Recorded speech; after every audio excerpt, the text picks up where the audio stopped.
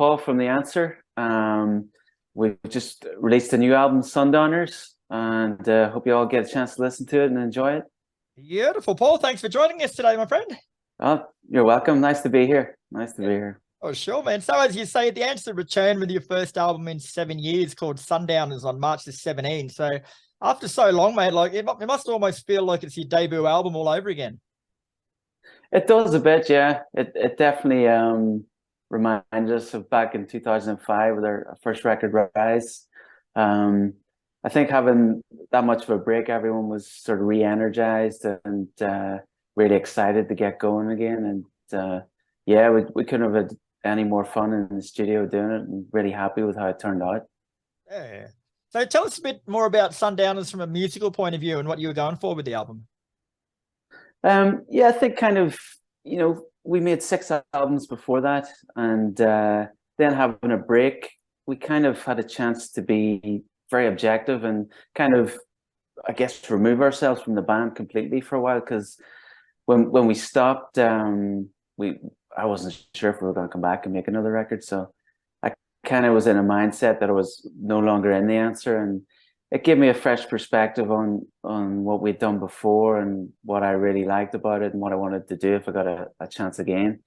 And it was, yeah, there's some back to basics kind of, rootsy blues rock and roll which got us excited in the first place.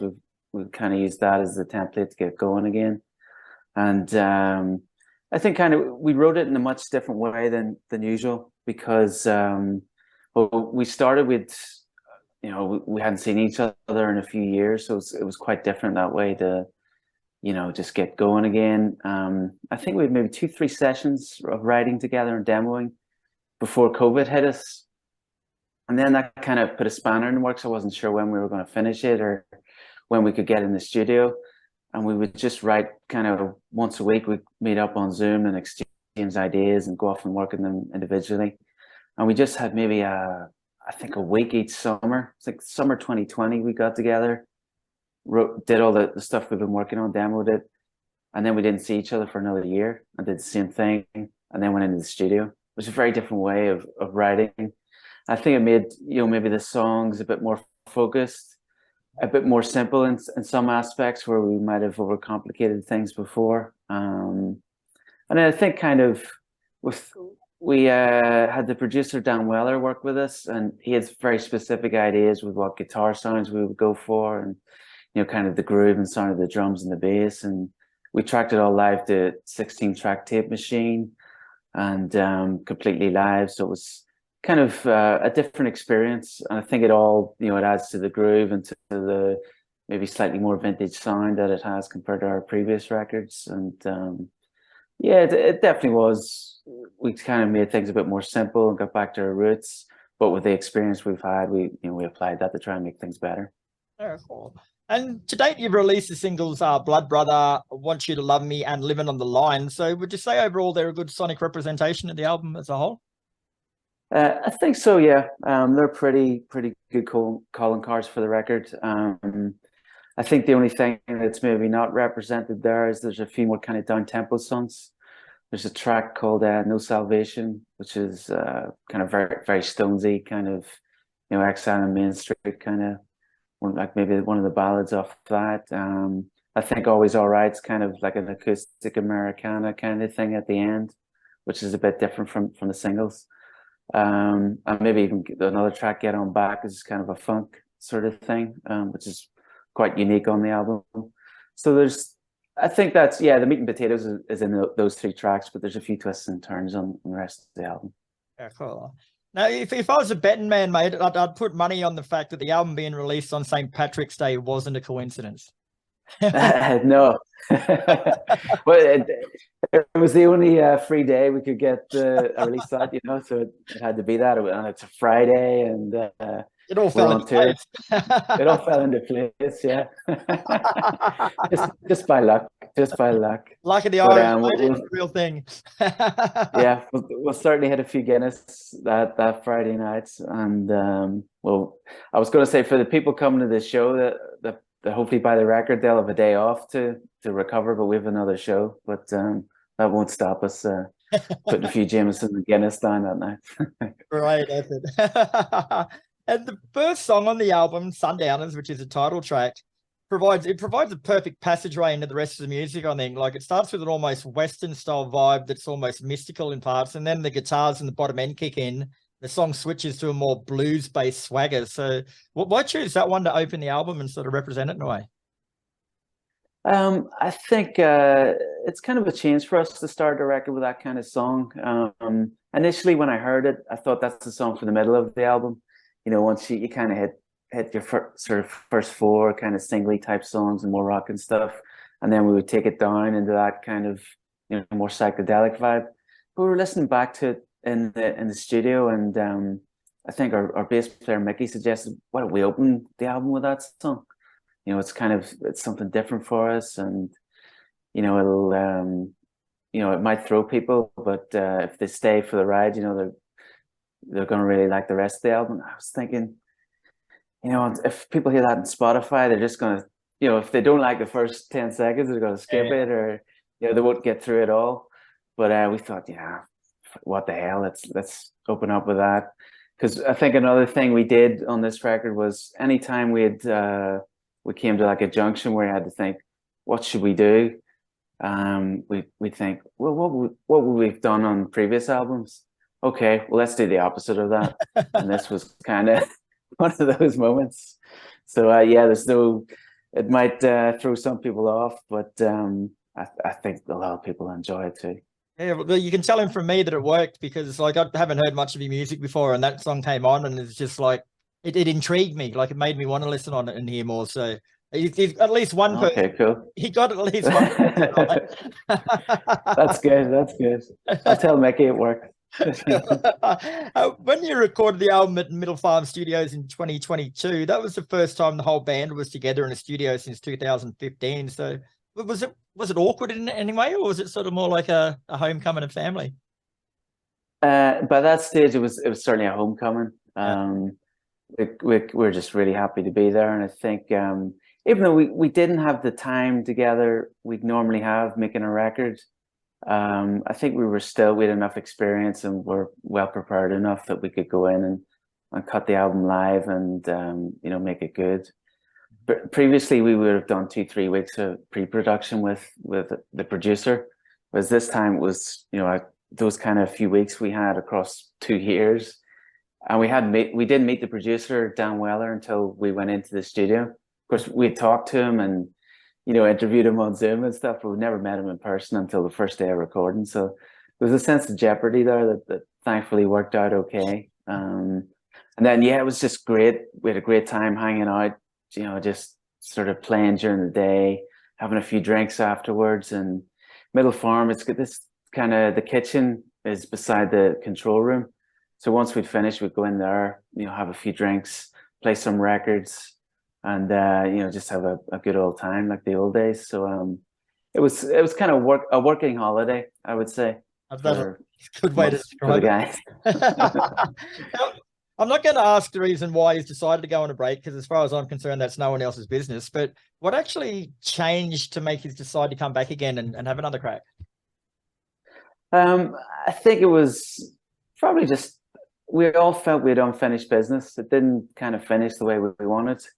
I think the last album we made, Solace, was a very different record from the previous 5, and some people liked it, some didn't, so it maybe wasn't as well received as we'd hoped. And just being around for 20 years, it was time to take a break and for a change in all of our lives. And I think, you know, a few years into that break and the change, with some perspective, and kind of realize what we had and what we missed, and if we got the chance to do it again, we'd love to. And just by pure luck and chance, we had a phone call. Well, it was first to our manager from Golden Robot Records in Australia, of course, and then our manager got in contact with us and said, "Would you guys be interested in doing another album?" And we said, "Yeah, of course." And so we got together and sort of talked about how we want to do it, what we do different, and met up back in Ireland. And I mean, the first session, that was awkward, so we hadn't seen each other in, you know, 2-3 years, and you're kind of wondering, how do we start? Do we just jam together? Do we play some covers? Do we play old songs? Nervous Do we cuddles. play? Yeah, all that stuff. We just go and get drunk, or what are we going to do here? And we did all that. Then after that kind of first sort of break the ice, get to know you again sort of period we had, we just got back down to business, and it was like old times. And I think that we did a session in February 2020, just before the first lockdown. And things were really starting to cook again, I think, in terms of the songs we were writing. I remember we did Cold Heart in that session, and we were really excited to send that to the guys at Golden Robot, and felt that could be a single, could be on any of our previous albums that we loved. And we're really excited again, probably more excited than we had been before. And then COVID came, and it put a dampener on it for a while, but we worked through that, and I managed to get Sundowners finished in the end, which we're all happy and proud of. Yeah, sure. And in December last year, the Answer played your first show since 2017 when you performed at Planet Rockstock Festival, mate. So how nervous were you getting back on stage? Was it nerve-wracking? Yeah, it was pretty nerve-wracking. It's been a while. With some new songs, we had to learn and play them properly. And I always say, kind of, I've done it so many times. I could do it with the lights turned off, but and if the equipment works, I'm fine. I'm not nervous. I'm excited rather than being nervous. But I think this is the first time in 20 years I was actually nervous and nervous and not excited. But once we got up there, it was kind of, you get put in front of an audience. They do 50% of the work for you. And after a few nerve-wracking moments, it was fine. And the old muscle memory came back, and we were, it was over too soon. As always, it was over too soon. And we were just really excited to get out again, which we're starting next week. And this time we'll get to play a lot more new stuff. We only played 3 new songs at Planet Rockstock. So we're going to do, I think, maybe 8 or 9 new ones, and then the best of the rest for this tour. So yeah, we're very excited about that. Oh, and the tour you're talking about, of course, you're back on the road to launch the album for a 17-date UK and European run of shows, which starts on May the 16th, I think, if I've got my facts right. That's correct, yeah. Yeah, so what can fans expect from you on this run, bro? Well, we're going to, it'll be mostly the new record. We'll probably play certainly 9 songs off it, change it about a bit each night. And then I think we're going to play maybe the singles off each of our previous albums. Mm-hmm. So there'll be plenty of old stuff there too. And yeah, there'll be a few surprises in there. If you've seen us before, you've never seen us, it's a show not to be missed. And certainly at least those first few shows will be a bit rusty, and you might get to see the Answer mess up a little bit, but by St. Patrick's Day we'll be fine. So I'm really excited to get out there. And everything starts and ends with St. Patrick's Day, doesn't it? It does. Actually, I remember playing we played a show in Brisbane once on St. Patrick's Day with the Eagles of Death Metal quite a while ago, I think 2007, and that was quite a party after that, let me tell you. Oh yeah, you guys know how to do it as well. I put an Irishman and an Australian together in a bar, and you're either going to get in a fight or you're going to have a good time. It was a good time. It was a good time. No fighting. Has the Golden Robot spoken about bringing you back over to Australia yet? There's talk of it. Yeah, we're going to do this European tour. Then with festivals in Europe coming up until September, and then we'll see how the record's doing, and hopefully we can hit Australia and probably Japan as well at the same time, and see where we are then. So yeah, that's looking forward to that as well. It's been a long time since I've been in Australia. I think 2010. So it's long overdue, and hopefully you guys make some noise. Golden Robot, I'll get us over there as soon as possible. I'll lead the charge for you, brother, and you can buy the first beer. And no problem. I'll buy the first and the last. I'll hold you to that. I've got this on record. Shit. All right, Paul. Well, thanks very much for your time, mate. It's been an absolute pleasure. Sundown is out on March 17th. And in case no one can remember that date, it's St. Patrick's Day. So I've heard the album and it is an absolute cracker, mate. So congratulations and enjoy the success. Thanks very much, man. Really appreciate you taking the time. It's great to be back. Thank you, man. My pleasure, mate. I'll let you go to bed now. Okay.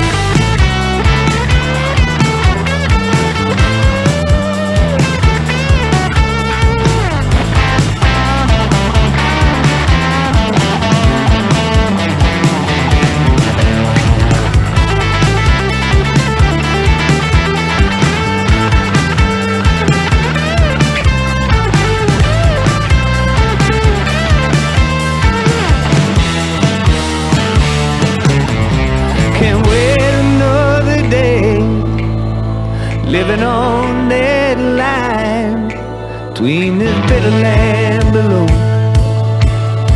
and the blood red